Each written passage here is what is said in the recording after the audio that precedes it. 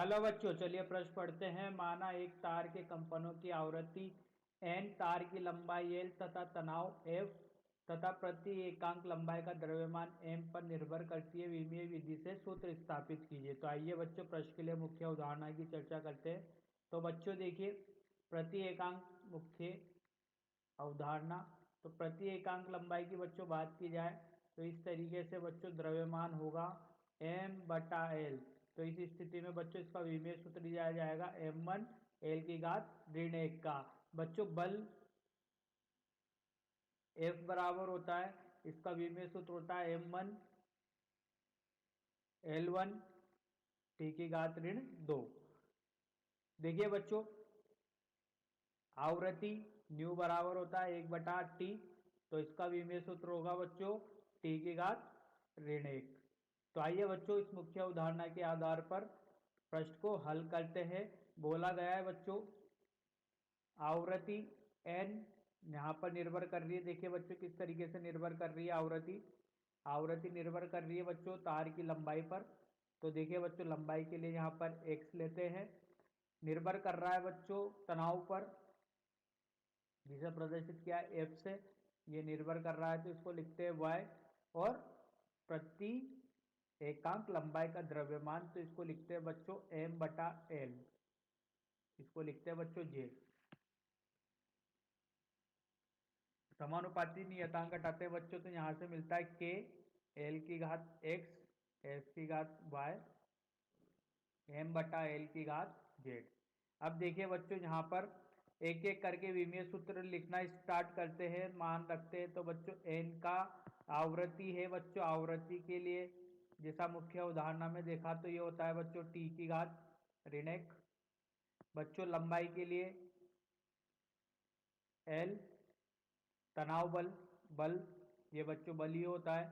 तो बच्चों बल के लिए जैसा विमीय सूत्र देखा है बच्चों मुख्य उदाहरण में m1 l1 t⁻2।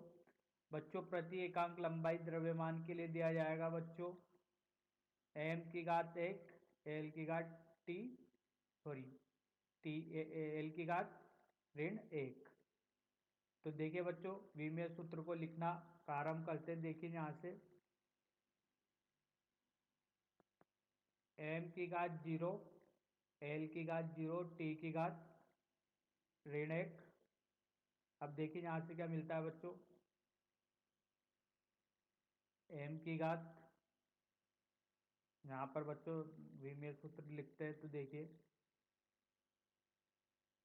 पहले आ रहा है बच्चों लंबाई, तो लंबाई के लिए लिखते हैं बच्चों x। यस,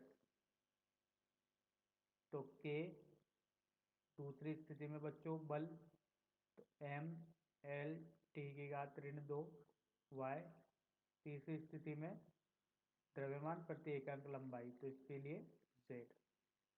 बच्चों समीकरण बनाते हैं। तो समीकरण बनाने पर इनकी घातों को क्या करेंगे, समान करेंगे बच्चों। द्रव्यमान के लिए तो शून्य बराबर द्रव्यमान x में शून्य है, y में a, तो y धन z। इसी तरीके से बच्चों दूसरी स्थिति में बात की जाएगी तो l के लिए शून्य बराबर x धन y ऋण z। t के लिए बच्चों ऋण 1। तो ये समीकरण नंबर 1, ये समीकरण नंबर 2। और बच्चों समीकरण नंबर 3 की बात की जाए तो ऋण 1 बराबर लंबाई का हो गया बच्चों, समय की बात चल रही है तो 2y।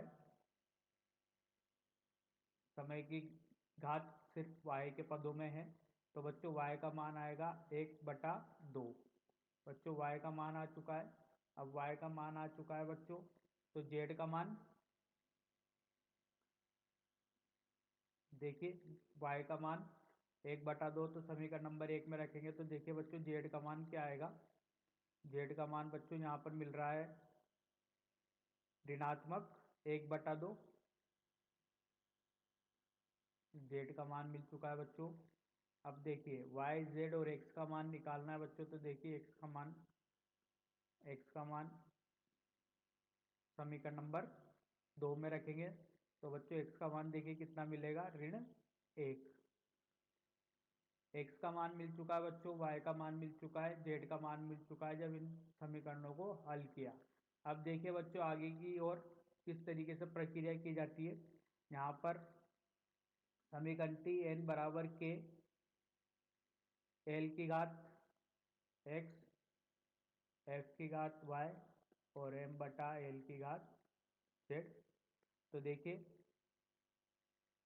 n बराबर k l की घात ऋण x f की घात 1/2 y का मान है बच्चों और z का मान m बटा l, z का मान ऋण 1/2। ठीक है, तो देखिए बच्चों f बराबर k एक नियतांक है बच्चों, तो इसको लिख सकते हैं l की घात ऋण 1 को लिख सकते हैं बच्चों 1/l, f की घात 1/2 और बच्चों इसको लिख सकते हैं l बटा m की घात 1/2। तो बच्चों ये वर्गमूल में है, नियतांक ऐसा कैसा चलेगा, ये 1/l, ये वर्गमूल f और ये वर्गमूल l बटा m।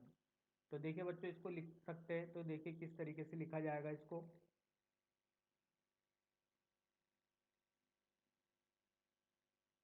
f n बराबर k बटा l वर्गमूल f वर्गमूल 1/m/l।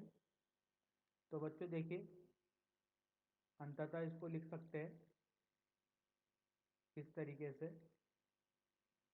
n बराबर k बटा l वर्गमूल f बटा